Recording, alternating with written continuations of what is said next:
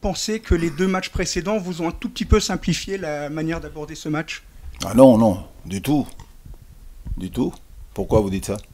On va pas parler que vous surfez sur une dynamique parce que c'est très dangereux, mais vous avez gagné à Lyon, vous êtes qualifié, donc ça peut peut-être mettre le club pas dans un climat de confiance. Ben, pour moi, c'est tout le contraire qui se passe hein, dans la tête des équipes qui vont nous affronter. Parce que ils vont se dire, bah, c'est une équipe de Guingamp qui est justement en réussite, qui aujourd'hui donc est bonne. Il faut les prendre très au sérieux. Et par contre, la tension donc bah, de ces joueurs sera encore plus grande.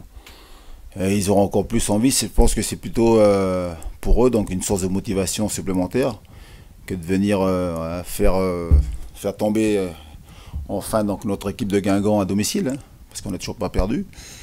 Je me méfie de ce genre de match justement. Et puis il faut surtout pas que nous, aussi de notre côté, voilà, on se relâche, on pense que, que ça va être facile parce que ça ne sera pas le cas, surtout pas.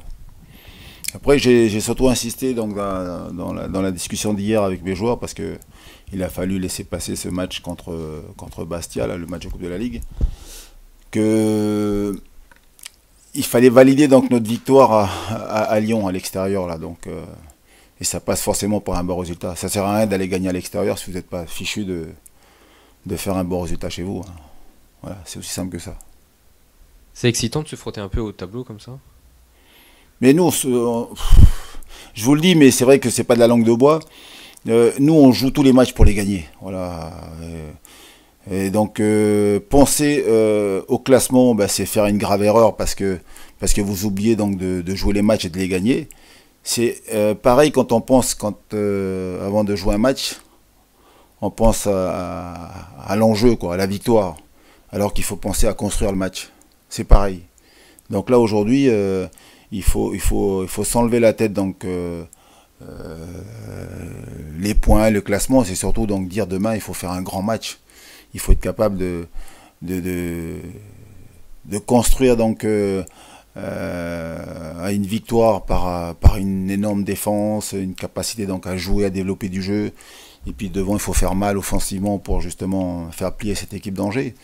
Mais c'est que ça. Et puis après, si on gagne, ceux qui voudront regarder le classement, ben ça les regardera. Moi, ce qui m'intéresse, c'est justement, on a été capable d'aller gagner à Lyon avec la manière, surtout donc dans cette deuxième mi-temps, il faut demain faire un grand match. L'arrivée d'Étienne Didot au milieu change quand même un peu la donne. Vous avez quand même beaucoup plus de solutions depuis qu'il est là. Ben, déjà, c'est un apport supplémentaire parce qu'on avait un milieu de terrain qui s'est soufflé. Il y a peu de concurrence, donc ça c'est une bonne chose.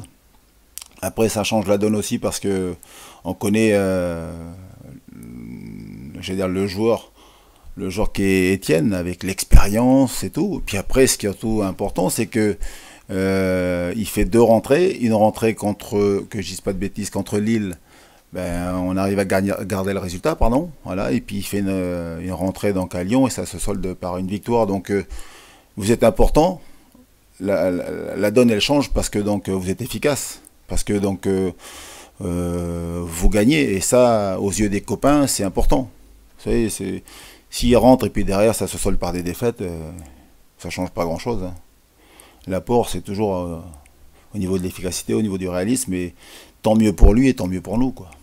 Et là je veux dire on mesure l'importance qu'il a à travers les résultats. Voilà, c'est la vérité.